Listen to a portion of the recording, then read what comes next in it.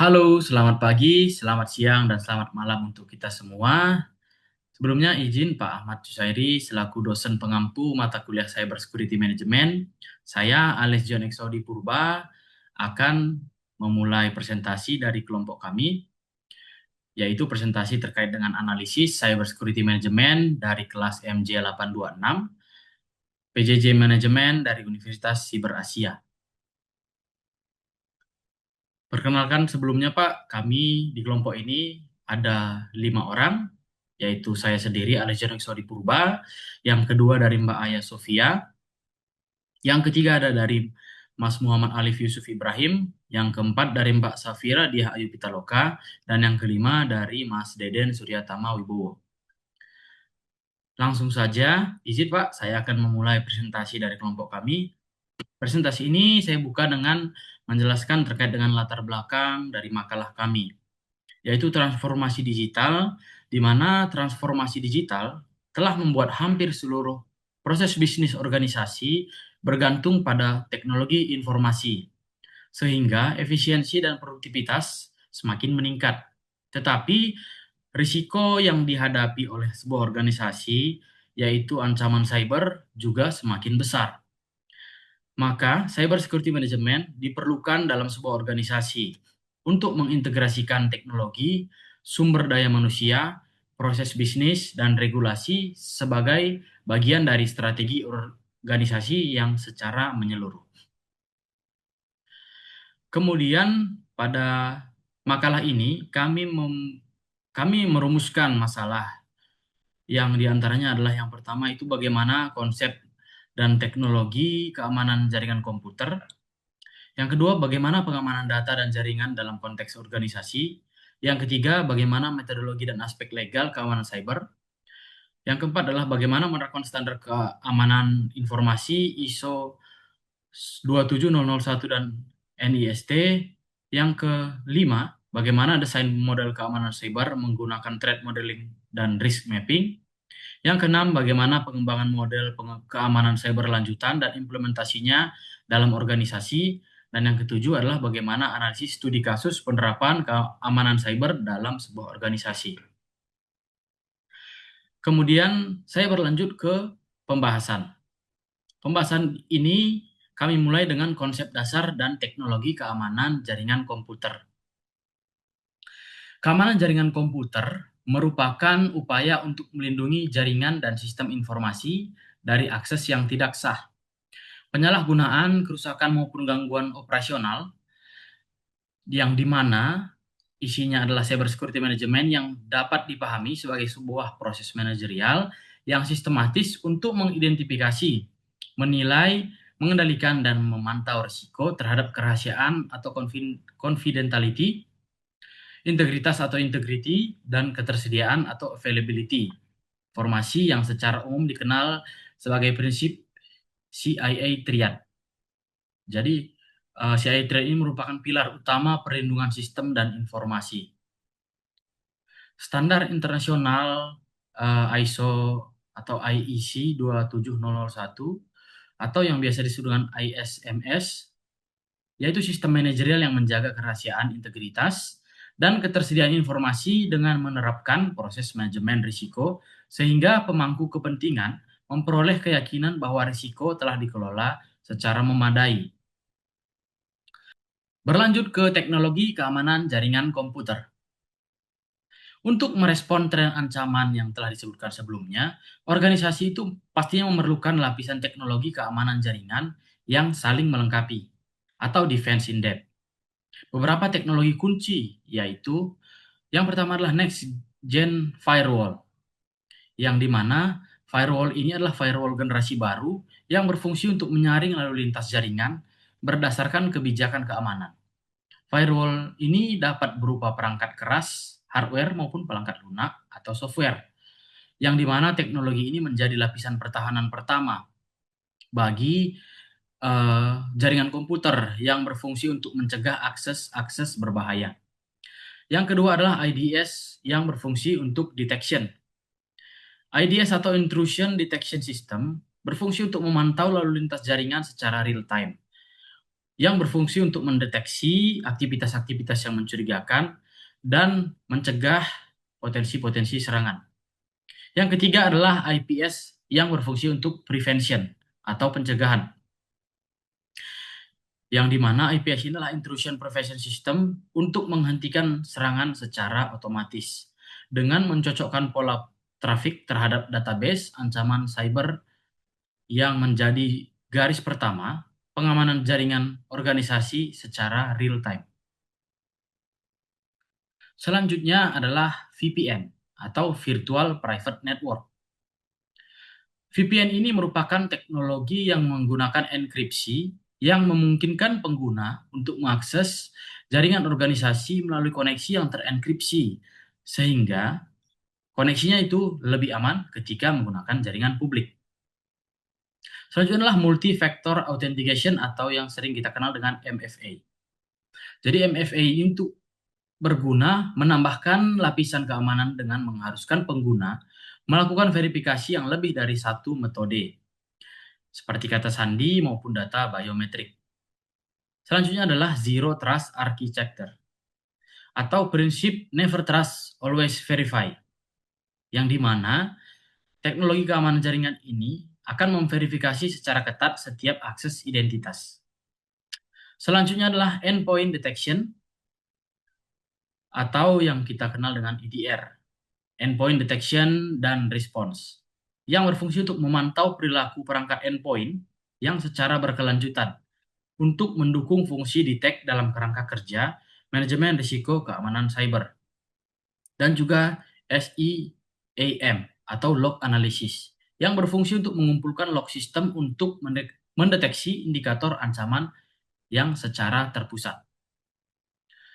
Kita berlanjut ke pembahasan selanjutnya, yaitu adalah ancaman.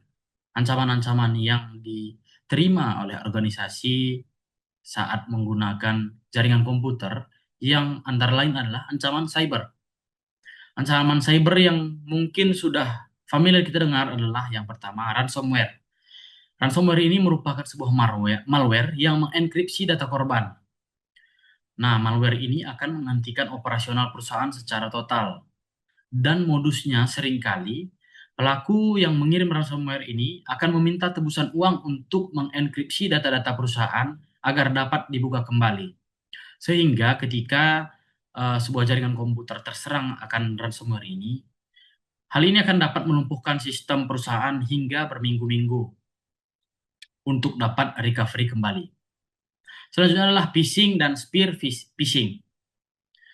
Phishing dan spear phishing ini merupakan rekayasa sosial secara jaringan komputer yang akan mencuri data sensitif dari korbannya. Yang dimana phishing ini mungkin saya maupun teman-teman pernah mendapatkan email-email yang tidak jelas, di mana phishing ini merupakan email atau pesan palsu yang akan dikirim oleh pelaku secara massal dan akan menyerupai institusi resmi. Kemudian spear phishing yaitu adalah serangan terarah khusus pada individu-individu tertentu. Nah, bedanya untuk phishing ini dia akan menyebarkan email palsu tadi secara menyeluruh dan tidak terpusat. Sedangkan spear phishing ini sudah menyerang pada individu tertentu. Selanjutnya ancaman lainnya yang dapat ditemui dari sebuah organisasi terkait dengan keamanan jaringan komputer adalah insider threat. Nah, insider threat ini merupakan ancaman dari internal organisasi, yaitu umumnya bisa jadi berasal dari karyawan atau mitra internal yang bekerja sama dengan perusahaan. Hal ini akan menyebabkan sabotase secara sengaja maupun kelalaian dari pegawai maupun mitra tadi. Nah, hal ini akan menyebabkan kebocoran akun maupun data rahasia yang dimiliki oleh perusahaan, di mana berkat dari insider threat ini, pelaku atau pengancam keamanan jaringan komputer ini akan masuk ke jaringan dari perusahaan. Selanjutnya adalah supply chain attack, yang dimana ancaman ini dapat berupa penyusupan melalui pihak ketiga, yang dapat berupa peretas yang menyusup via vendor atau penyedia layanan, baik itu layanan internet, layanan jaringan publik, yang akan memanfaatkan hak akses terpercaya ke sistem utama dari sebuah jaringan komputer perusahaan. Sehingga ketika sudah terserang, maka perusahaan akan memerlukan audit keamanan ketat pada seluruh vendor-vendor yang bekerja sama. Kurang lebih itu saja presentasi dari saya. Selanjutnya pembahasan akan dilanjutkan oleh Mbak Aya. Saya ucapkan terima kasih.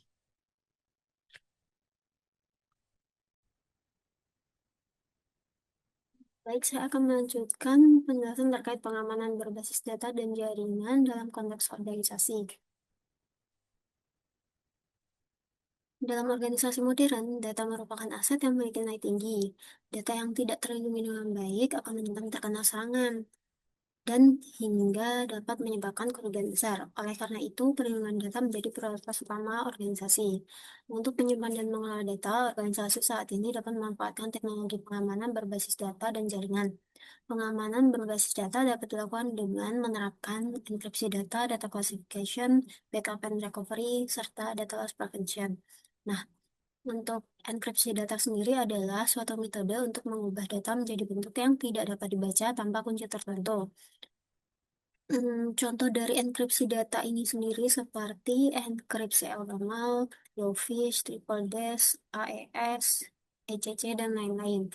Kemudian yang kedua ada backup dan recovery. Backup dan recovery adalah sebuah proses membuat salinan untuk mencegah kehilangan data dan menyiapkan sistem aman sehingga data tersebut dapat dipulihkan. Backup perlu dilakukan secara teratur dan konsisten untuk menghasilkan recovery yang baik. Yang ketiga adalah data classification. Data classification merupakan kegiatan mengkategorikan data berdasarkan tingkat sensitivitas data. Misalnya seperti sifatnya itu publik, internal, rahasia, atau sangat rahasia. Fungsinya sendiri adalah untuk memberikan perlindungan yang sesuai dengan tingkat risiko pada setiap jenis data. Yang keempat adalah data loss prevention atau DLP. DLP digunakan untuk mencegah kebocoran data baik secara sengaja maupun tidak sengaja. DLP ini membantu organisasi dalam melindungi data pada seluruh jaringan, baik saat kondisi digunakan bergerak maupun aktif. Untuk pengamanan jaringan sendiri merupakan segala kebijakan proses serta teknologi yang digunakan untuk melindungi data, beban kerja, dan infrastruktur cloud organisasi dari akses dan penyalahgunaan. Pengamanan jaringan dalam organisasi ini dapat dilakukan dengan cara melakukan segmentasi jaringan, monitoring jaringan secara real-time, pengelolaan akses pengguna, melakukan patch management, dan melakukan vulnerability assessment. Kemudian bagian metodologi dan aspek legal keamanan siber. Metodologi keamanan siber ini salah satu metodologi yang banyak digunakan saat ini adalah NIST Cyber Security Framework 2.0. Metodologi ini dirilis pada Februari 2024 yang memiliki fungsi inti govern, protect, detect, respond, recover, dan identify. Fungsi govern itu menempatkan sebagai pusat dari keenam fungsi karena menjadi penentu bagaimana organisasi memprioritaskan dan mencapai hasil dari 5 fungsi lainnya sesuai misi dan ekspektasi pemangku kepentingan. Yang kedua, fungsi identify ini berfokus pada pemahaman aset, risiko, dan pemasok. Yang ketiga, fungsi protect. Fungsi protect ini mencakup implementasi pengamanan untuk membatasi dampak insiden. Yang keempat, fungsi detect itu memungkinkan penemuan anomali secara tepat waktu. Yang kelima, fungsi respon itu mengatur tindakan penanganan insiden. Yang keenam, fungsi recover memastikan pemulihan operasional secara efisien. Kerangka kerja ini bersifat sukarela, namun telah menjadi rujukan luas di lintas sektor industri, pemerintahan, dan akademik, hingga fleksibilitasnya bisa disesuaikan dengan tingkat kematangan organisasi manapun. Terkait aspek legal keamanan siber itu saat ini hukum positif Indonesia itu memiliki regulasi yang mengatur tentang keamanan siber itu sendiri. Antara lain seperti UU ITE, UU KIP, dan GDPR. Yang pertama UU ITE. UU ITE ini adalah Undang-Undang Nomor 11 Tahun 2008 tentang Informasi dan Transaksi Elektronik sebagaimana telah diubah dengan Undang-Undang Nomor 19 Tahun 2016 yang merupakan cyber law pertama di Indonesia. Nah, UU ITE ini menjadi pilar utama kerangka hukum keamanan siber nasional karena mengatur transaksi dan aktivitas melalui sistem elektronik, termasuk penanganan penyebaran konten ilegal, penipuan daring, dan pencurian data, sekaligus memberikan kerangka perlindungan data pribadi warga negara. Nah, dan terakhir, ketentuan ini memperkuat terkait perlindungan pengguna layanan elektronik dan memperjelas kewenangan pemerintah dalam menjaga ruang siber nasional serta tanggung jawab penyelenggara sistem elektronik. Yang kedua, terkait Undang-Undang Keterbukaan Informasi Publik, ini diatur dalam Undang-Undang Nomor 14 Tahun 2008 tentang Keterbukaan Informasi Publik. UU KIP ini mengatur keseimbangan antara hak masyarakat untuk mengetahui kebijakan publik dan kewajiban menjaga kerahasiaan informasi tertentu. Undang-undang ini menegaskan pentingnya klasifikasi informasi dan memastikan data yang wajib dibuka tersedia secara transparan, sementara data yang dikecualikan untuk tidak dibuka karena berpotensi membahayakan pertahanan, keamanan negara, atau kepentingan ekonomi nasional tetap terlindungi. Yang ketiga adalah General Data Protection Regular atau GDPR.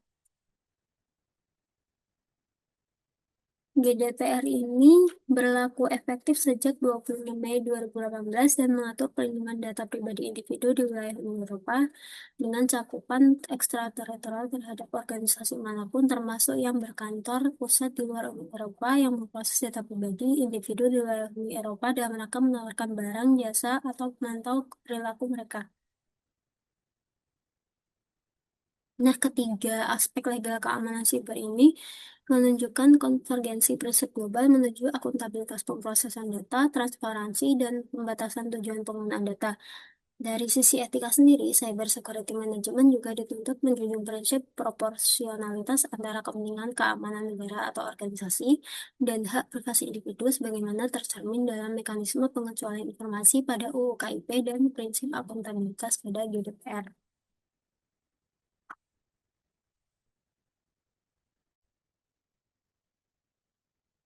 Saya perkenalkan, nama saya Muhammad Alif Yusuf Ibrahim. Kita lanjut ke materi ketiga, standar dan strategi keamanan cyber. Nah, yang pertama itu ada ISO atau IX 27001. Nah, itu merupakan standar internasional untuk Information Security Management System atau disingkat ISMS. Menggunakan pendekatan berbasis risiko, membantu organisasi mengelola, memantau, dan meningkatkan keamanan informasi. Nah, fokus utamanya itu identifikasi risiko, perlakuan risiko, dan statement of applicability. Nah, manfaatnya itu perlindungan data, pengelolaan risiko, kepatuhan, dan meningkatkan kepercayaan stakeholder. Lalu yang kedua itu ada NIST Cyber Security Framework 2.0. Nah, itu ada 6. Yang pertama, govern, mengatur tata kelola dan strategi keamanan. Yang kedua, identify, mengidentifikasi aset dan risikonya. Lalu protect, menerapkan perlindungan terhadap ancaman. Tak lupa juga untuk mendeteksi ancaman dan anomali. Lalu yang kelima ada respon, menangani insiden keamanan. Lalu recover, memulihkan sistem setelah insiden. Nah, lalu berikutnya ada strategi keamanan informasi. Ada 5 tahapan. Yang pertama, security awareness, itu meningkatkan kesadaran dan kompetensi SDM-nya. Lalu yang kedua itu continuous monitoring, memantau sistem dan jaringan secara terus-menerus. Lalu yang ketiga itu incident response plan, prosedur penanganan ketika terjadi insiden. Yang keempat itu business continuity plan, tujuannya untuk menjaga bisnis tetap berjalan saat terjadi gangguan. Nah, yang terakhir itu risk assessment berkala, mengevaluasi dan memperbarui risiko secara rutin. Kita lanjut ke yang materi keempat, itu desain keamanan cyber. Nah, desain keamanan cyber itu ada threat modeling, ya, yaitu digunakan untuk mengidentifikasi ancaman sebelum dimanfaatkan oleh penyerang. Biasanya menggunakan metode STRIPE. Yang pertama S, spoofing atau pemalsuan identitas. Lalu T, tempering, memanipulasi data. R, repudiation, penolakan aktivitas. I, information disclosure, kebocoran informasi. D, denial of service, gangguan layanan. Lalu I, elevation of privilege, peningkatan hak akses ilegal. Metode berikutnya ada DREAD, damage, reproducibility, exploitability, affected user, discoverability. Damage itu adalah potensi kerusakan yang akan terjadi. Lalu reproducibility itu kemudahan serangan diulang. exploitability, kemudahan untuk dieksploitasi.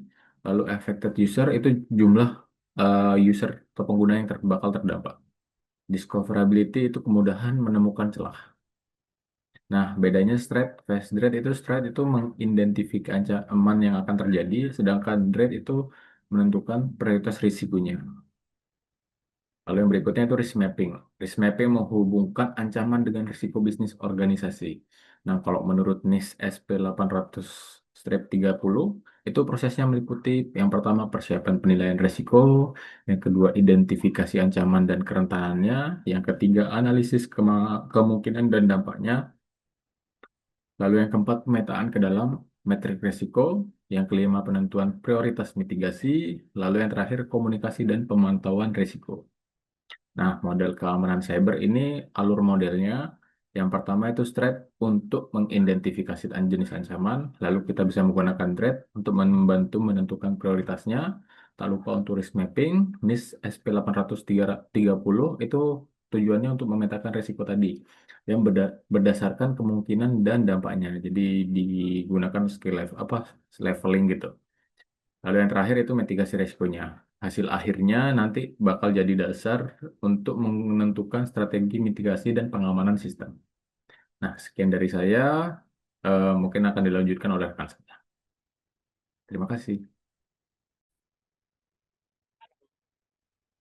Selanjutnya adalah pengembangan model keamanan siber lanjutan dan simulasi implementasi. Pengembangan model keamanan siber lanjutan. Yang pertama ada Zero Trust Architecture.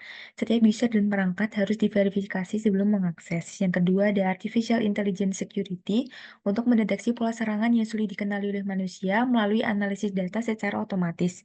Yang ketiga ada Threat Intelligence untuk memahami tren ancaman terbaru sehingga dapat melakukan tindakan pencegahan lebih awal. Dan yang keempat ada Security Automation untuk merespon insiden dengan cepat dan konsisten. Simulasi implementasinya yaitu sebuah perusahaan mengalami permasalahan keamanan berupa phishing yang menyasar karyawan dengan menyusupkan ransomware ke server basis data nasabah. Tahapan simulasi implementasi mengikuti model 6 fungsi NIST CSF 2.0 adalah sebagai berikut. Yang pertama ada govern. Tim tata kelola keamanan mengaktifkan kebijakan insiden respon polisi dan membentuk krisis manajemen tim lintas fungsi dari TI, hukum, dan komunikasi. Yang kedua ada identify. Aset yang terdampak diidentifikasi dengan cepat menggunakan hasil pemetaan aset dari tahap threat modeling sebelumnya dan mempercepat penentuan cakupan insiden. Yang ketiga adalah protect. Segmentasi jaringan dan kontrol akses berbasis list privilege yang telah diterapkan akan membatasi penyebaran ransomware ke sistem lain di luar server yang terinfeksi dengan cara mengimplementasikan MFA, enkripsi database, dan penguatan kebijakan password. Yang keempat adalah detect. SIEM mendeteksi anomali berupa enkripsi massal berkas dan lanjakan lalu lintas keluar yang tidak wajar yang akan memicu peringatan otomatis kepada tim keamanan dan melakukan monitoring jaringan secara real time. Yang kelima adalah respon. Server yang terinfeksi diisolasi dan dari jaringan akan mengaktifkan playbook insiden. Kemudian notifikasi disampaikan kepada otoritas dan subjek data yang terdampak sesuai kewajiban pelaporan insiden pada Undang-Undang PDP. Yang keenam adalah recover. Data dipulihkan dari cadangan terenkripsi yang tersimpan terpisah dari jaringan utama, diikuti evaluasi pasca insiden untuk memperbarui statement of applicability dan hasil threat scoring guna mencegah insiden serupa dengan melakukan backup harian dan disaster recovery plan. Setelah implementasi dilakukan, tingkat keberhasilan serangan phishing menurun secara signifikan. Keamanan data pelanggan meningkat dan organisasi memiliki kemampuan yang lebih baik dalam mendeteksi serta merespon ancaman siber. Dari sisi organisasi, pembentukan insiden respon polisi dan SOP penanganan insiden menciptakan struktur tanggung jawab yang lebih jelas sehingga proses eskalasi tidak lagi bergantung pada individu tertentu. Kombinasi backup harian dan disaster recovery plan juga terbukti mempersingkat waktu pemulihan ketika terjadi gangguan sistem sehingga dampak terhadap layanan pelanggan dapat diminimalkan. Dari studi kasus tersebut dapat disimpulkan bahwa keamanan siber yang efektif memerlukan kombinasi antara teknologi, kebijakan, proses bisnis, dan kesadaran pengguna. Pentingnya diperlukan keselarasan antara investasi teknologi dan tata kelola organisasi, karena teknologi canggih apapun tidak akan optimal tanpa kebijakan, SOP, dan pengawasan yang mendukung.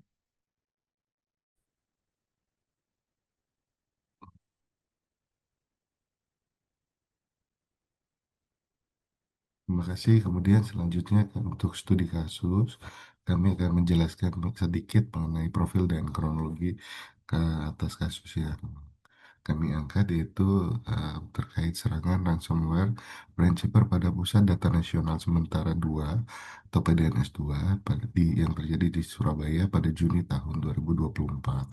Apa itu PDN atau PDNS? Yaitu pusat data yang terpusat pemerintah untuk konsolidasi layanan digital sesuai amanat Perpres 95 tahun 2018 tentang SPBE. PDNS 1 di Serpong, PDNS 2 di Surabaya, dan lokasi cadangan atau backupnya ada di Batam. Kemudian ada karakter multitenan. Ratusan instansi pusat dan daerah menumpang pada satu infrastruktur ini secara bersama, sehingga satu kompromi otomatis berdampak pada seluruh penyewa layanan. Kemudian dari skema pengelolaannya, dibina oleh Kementerian Kominfo, kemudian aspek keamanan cybernya oleh BSSN, dan dioperasikan lewat KSO dengan Telkom, Sigma, serta Lintas Harta. Kemudian risiko sentralisasi, konsolidasi menaikkan efisiensi tetapi menciptakan single point of failure, dan tanpa redundansi dan cadangan, risiko justru menumpuk pada satu titik. Jadi kronologi pada insiden tersebut dari awal hingga pulihnya kembali layanan publik prioritas, yaitu pada 17 Juni tahun 2024 pukul 23.15 Windows Defender-nya mulai dinonaktifkan. 3 hari setelahnya pada tanggal 20 Juni pukul 00.55 kemudian Defender-nya mulai crash, berkas sistemnya mulai dihapus, dan layanannya mulai lumpuh. Selanjutnya pada tanggal 24 Juni, BSSN secara resmi mengumumkan adanya serangan oleh Brainchipper varian Lockbit 3.0 dan meminta tebusan hingga 8 juta USD. Pada tanggal 27 Juni, ternyata terungkap bahwa hanya kurang lebih 2% saja data yang dicadangkan. Dan selanjutnya pada tanggal 2 Juli hingga 25 Agustus, kunci deskripsinya sudah mulai diserahkan dan layanan prioritasnya kembali pulih. Anatomi serangannya yaitu diidentifikasi dalam kill chain dan lateral attack. Yang akses di awal masuknya itu lewat kredensial sah atau layanan remote yang terekspos T1078, T1133. Kemudian meminta eskalasi hak, akses hingga tingkat administrator server, dan tidak terdeteksi selama kurang lebih 3 hari. Bagaimana cara dia evasi dan ekspansi, yaitu pada saat awal Windows Defender yang dimatikan, T1562001 Impact Defenses, kemudian adanya pergerakan lateral ke sistem, tenan lain T1021, dan kemudian mulai melakukan eksfiltrasi data sebelum mengenkripsi, yaitu adanya pola double extortion.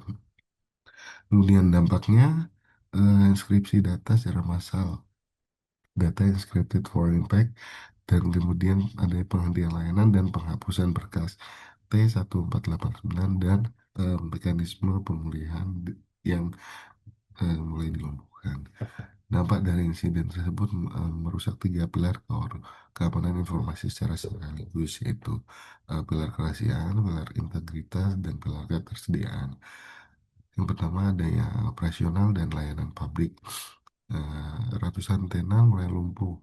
Kementerian atau lembaga provinsi, kabupaten, dan atau kota, hingga autogate imigrasi di sejumlah bandara internasional juga sempat terhenti. Kemudian secara finansial meminta tebusan 8 juta USD, namun ditolak. Tapi namun demikian muncul biaya pemulihan forensik, audit, dan penguatan infrastruktur, dan ditambah kerugian ekonomi yang tidak dapat dijelaskan secara langsung.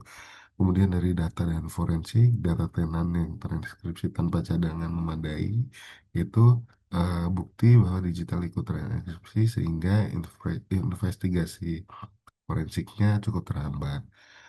Yang paling penting adalah reputasi dan kepercayaan. Dan kepercayaan publik atas kemampuan negara melindungi data ini cukup tergerus diperparah lagi cara komunikasi yang terhadap krisisnya cukup lambat di fase-fase awal. Kemudian ada pun analisis dan evaluasi kasus. Yang menganalisis serangan ini berhasil bukan dari kecanggihan pelakunya, melainkan akumulasi kelemahan kontrol yang cukup lama dibiarkan. Ada 4 akar masalahnya. Yang pertama dari manusia atau SDM, yaitu kesadaran dari keamanannya yang rendah, izin kredensial yang lemah, dan kapasitas SDM akan keamanan cyber pada instansi tenan juga cukup terbatas. Kemudian dari segi teknologi, bertumpu pada antivirus bawaan tanpa EDR atau XDR, segmentasi jaringannya cukup lemah. Log dan pemantauan juga tidak menghasilkan peringatan. Dari sisi proses, kewajiban backup tidak ditegakkan, hanya kurang lebih 2%. Kemudian tanggap SOP atas tanggap insiden dan DRP juga tidak pernah diuji, patch juga tidak konsisten. Dari segi governance atau pemerintah yang berkaitan dengan tata kelola, yaitu secara akuntabilitas Kominfo, BSSN, dan KSO juga tidak tegas. Tanpa SLA keamanan dan hak audit, risiko diterima tanpa keputusan manajemen yang cukup sadar. Kemudian setelah dilakukan dengan evaluasi NIST TSS 2.0, ada 6 fungsi NIST CSF 2.0 pada kasus PDNS 2 ini. 3 fungsi terlemahnya yaitu governance, kemudian dwell time-nya 3 hari, dan recover itu disayangkan hanya kurang lebih 2%. Governance-nya kritis, identify lemah, protect-nya juga lemah, detect-nya juga kritis, responnya atau eh, komunikasinya cukup ya, dan recover-nya kritis. Ini sangat disayangkan karena eh, hanya kurang lebih 2% data yang dicadangkan atau di backup. Kemudian ada beberapa poin yang kegagalan yang cukup perlu kita highlight, yaitu atas backupnya. Yang pertama, A.8.13 itu hanya kurang lebih 2% data yang dicadangkan dan tidak ada verifikasi restorasi secara berkala. RTO dan RPO tidak pernah ditetapkan. Kemudian selanjutnya ada .8.7 dan 8.2. Perlindungan malware yang berhasil dinonaktifkan oleh penyerang.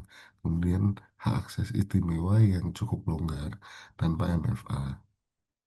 Kemudian manajemen kerentanan teknis yang tidak konsisten. Selanjutnya adalah rencana A.524 sampai A.530. Rencana tanggap insidennya tidak pernah diuji. Kemudian kesiapan dari TIK untuk keberlangsungan layanan juga tidak tersedia. Dan pengawasan keamanan pemasok atau KSU-nya lemah. Ini merupakan kontrol dari KSU atau AEC 27001 2022 yang gagal. Rekomendasi prioritas, urutan perbaikan berbasis risiko dimulai dari kontrol yang termurah namun nampaknya cukup signifikan. Yang pertama ada backup immutable 32110 ditambah dengan uji restorasi secara berkala. Kemudian ada IDR atau XDR dengan anti tamper, MFA, dan BAM. Kemudian yang selanjutnya ada segmentasi jaringan dan zero trust antar tenan.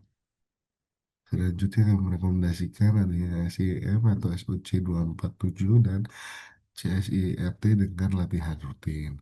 Yang terakhir adanya Matrix dan RACI, RACI, SMKI ISO 27001, dan adanya audit independen. Terima kasih.